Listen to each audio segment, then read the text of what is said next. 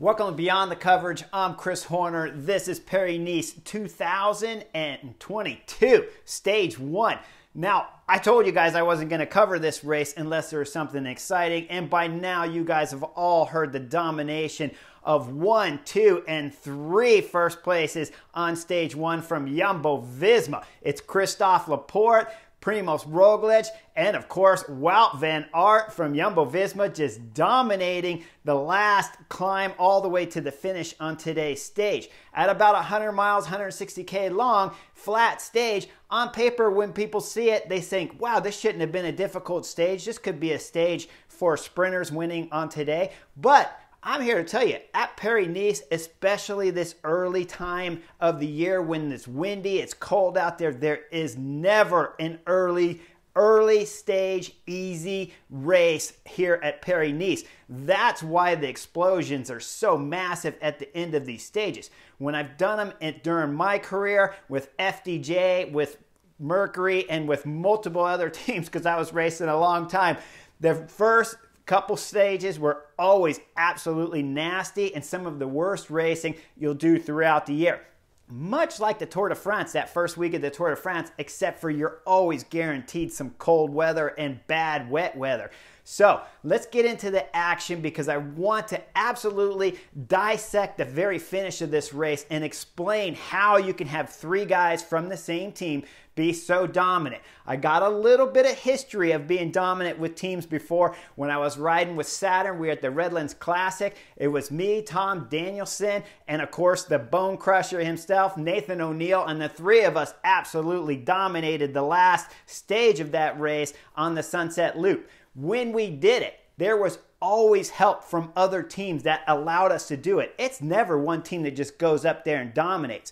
And when you watched all the replays, when you read the articles on Cycling News and they dissected yesterday's race to tell you how dominant the team was, they left out all the important ingredients. You're never going to just ride away with 3 guys. That year with Saturn, it was Jonathan Vaughters and David Klinger that destroyed the group for us and then sat up and let us go. Jonathan Vaughters was drilling it all the way from the bottom of the climb all the way up the climb for David Klinger, who was trying to go for KOM points. Vaughters rode himself straight out of the group of 5 of us because there was myself, Klinger, Jonathan Vaughters, and my 2 teammates, Danielson and Nathan O'Neill. And when Vaughters dropped off, there was still 300-400 meters to the top. David Klinger was completely in the red from the effort Vaughters was doing because he was digging so deep. He just blew the field away and launched us straight out of the race. Now, when he pulled off, David Klinger, like I said, was red. He had nothing left, blue even before the KOM, and we rolled straight through the KOM without even having to sprint for it.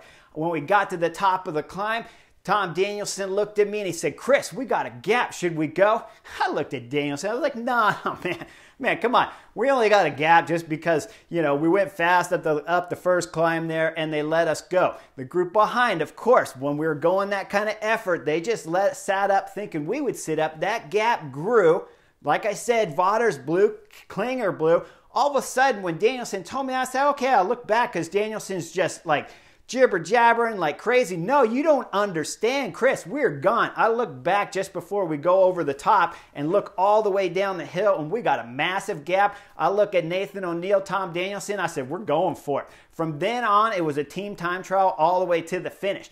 Much like today's Stage 1 at Paris-Nice, this is the same thing. It requires other teams making massive mistakes throughout the stage in order to give a launch pad for Jumbo-Visma to win 3 up. And it started last year. It started last year when Jumbo-Visma signed Rowan Dennis from Team Ineos. That was how this race started. With Rowan Dennis, he's capable of riding at the front all the time. Now, when you look at the teams, they only have 7 riders. Back in my day, we'd start these races with 10, then later with 9, then they reduced it to 8. Now they got teams of 7. Now, when you got teams of 8, 9, and 10, you can blow guys up left and right. But now, when you're Jumbo-Visma and you're talking about last year, they know they need one guy that could do massive work, and Rowan Dennis is that guy. He could ride for 3, 4 riders, and that's what they're doing. So throughout the stage, before we get to the last 12 kilometers anyways, it's Rowan Dennis up there just marshaling the front, doing a magnificent job.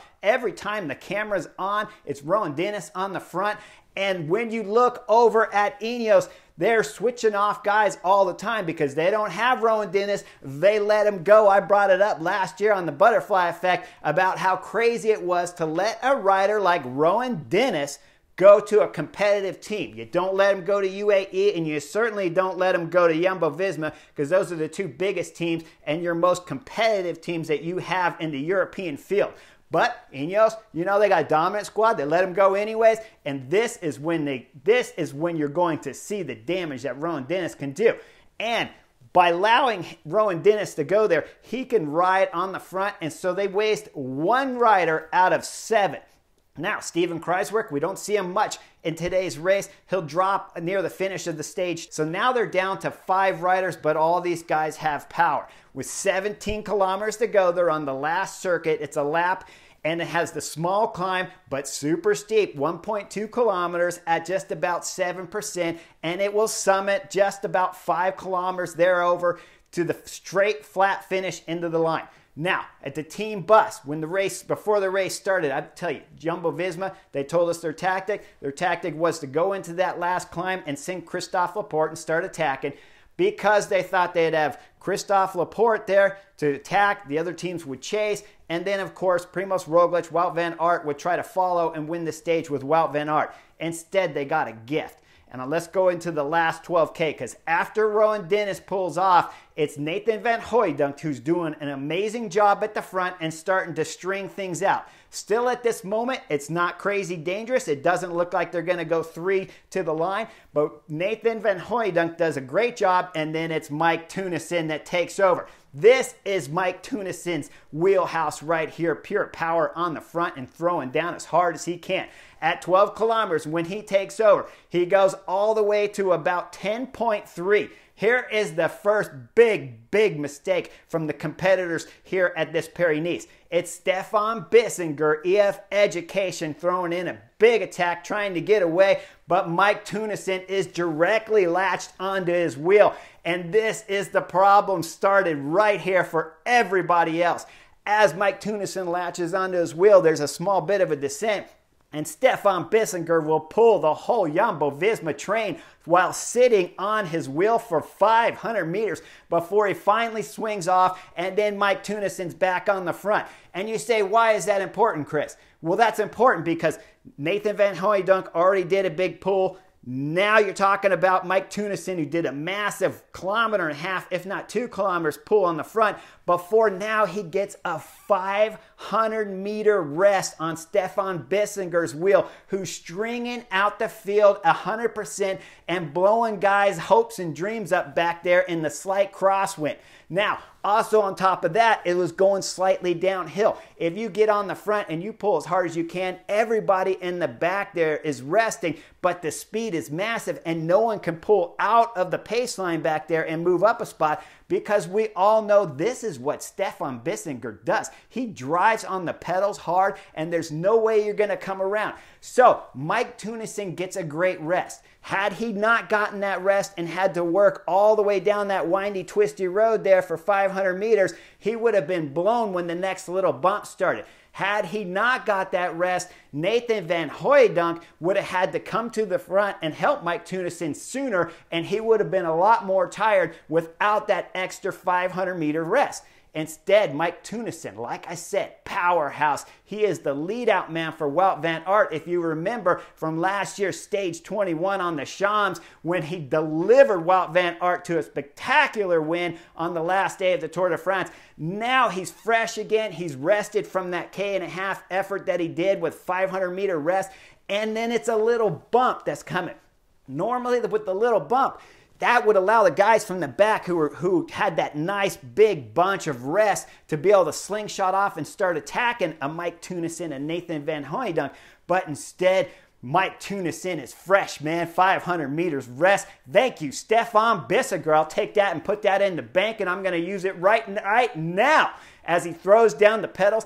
Drills it over that bump. Now what's happening is the field was already stretched out. Mike Tunison, who's a lead-out sprinter, is going as hard as he can up over this bump, and he's got the group behind just strung out, hurting just to stay on the wheel. As he starts the descent with 8.2 kilometers, it's Mike Tunison, Wout van Aert, followed by Stan de Wolf from AG2R. Then it's the quick-step rider Florian Seneschal. We all know how strong he is, followed by Stefan Bissiger, who right now is probably thinking like, what did I do back there? Behind Stefan Bissiger's wheel is the Jumbo-Visma guys, Primoz Roglic, Christophe Laporte, and Nathan Van Hooijdonk, who now has been completely rested after doing so much work with about 12 kilometers to go. With 7.8 kilometers to go, it's Nathan Van Hooijdonk now who's fresh and recovered, and he's got DSM near him.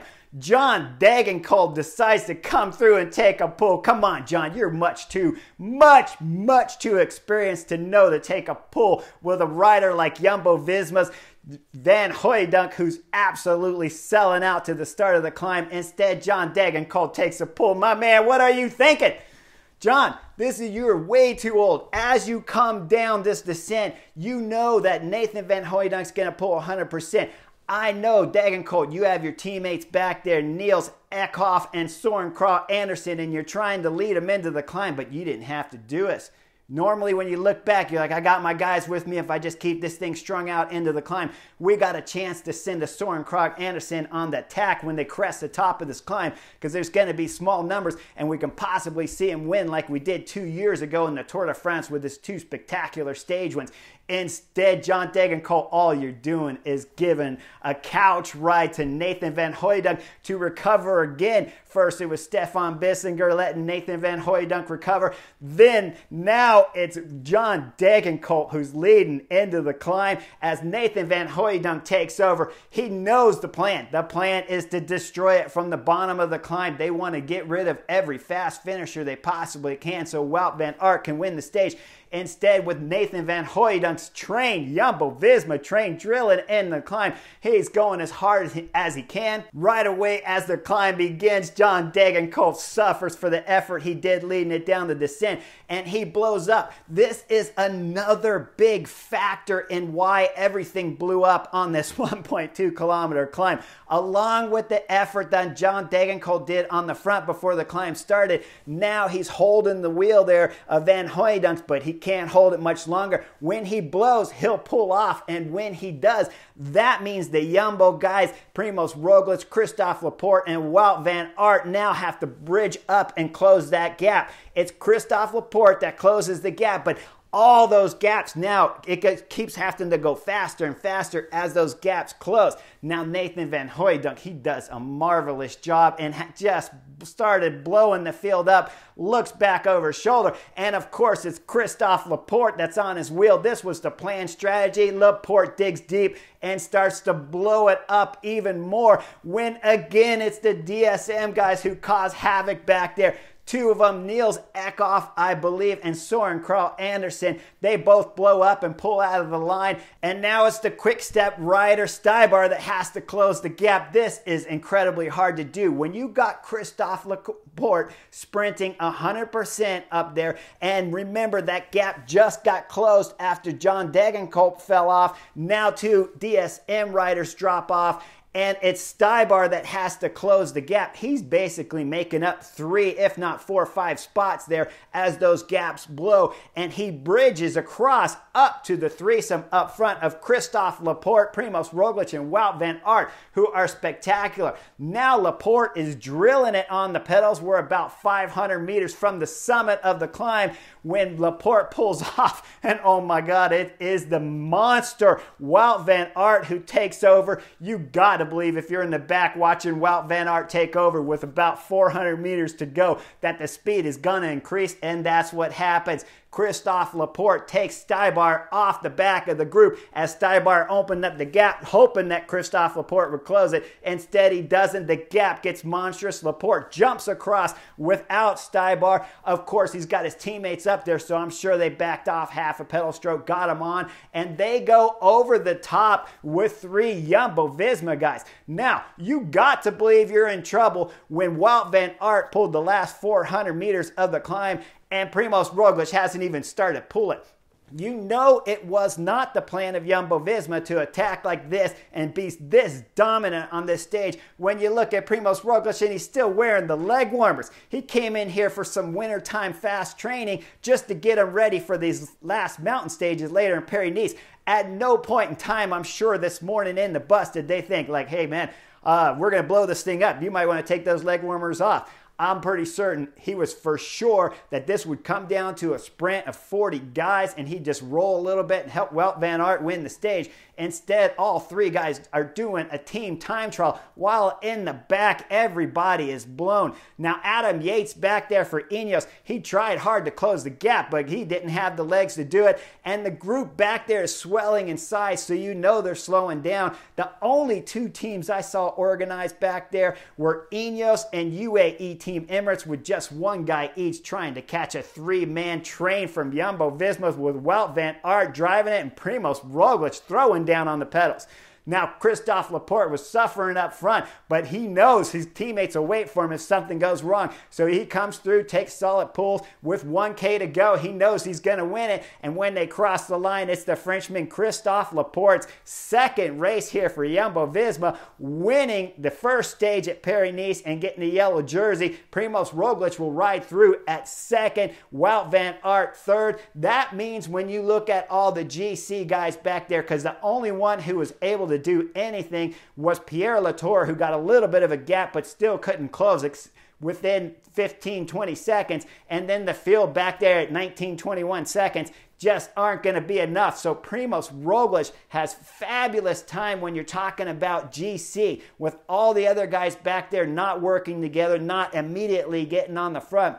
Primož Roglič is going to start stage 2 at Paris-Nice with a fabulous lead. Christophe Laporte, who looked fantastic at today's stage, and Wout van Aert. This is the way to do it. When you have a chance to pay back one of your domestique teammates, this is the way you do it. As soon as they went over the top of the climb, when the announcers on GCN were talking about, I wonder who's going to get this, I was thinking Christophe Laporte, of course. It's the way that you give back to your teammates. Now, on the butterfly effect, you might hear me say something about the time bonuses, but with the gap this big, with the competition that Primož Roglič has, I don't think the 4 seconds is that big compared to the love you're going to get from Christophe Laporte throughout the rest of this race and the rest of the season, especially when you're talking about at all the Grand Tours. So this is always the way you pay back your domestiques when you're a team like Jumbo-Visma for Wout van Aert and for Primož Roglič. You got to give the stage race victory win away to Christophe Laporte.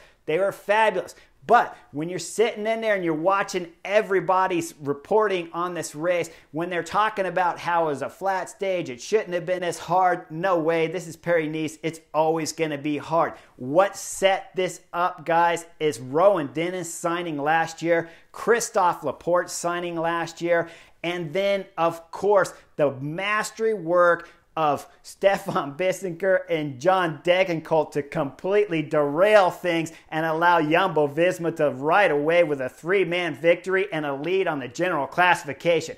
I hope you guys enjoyed Beyond the Coverage. This was a fabulous race to watch, and I really enjoyed covering it. I hope there's some more stages to come in Paris-Nice. If there is, I will cover them one way or the other. Look for the butterfly effect later today for Trino Adriatico, starting with the time trial. Like and subscribe, and I'll see you guys real soon.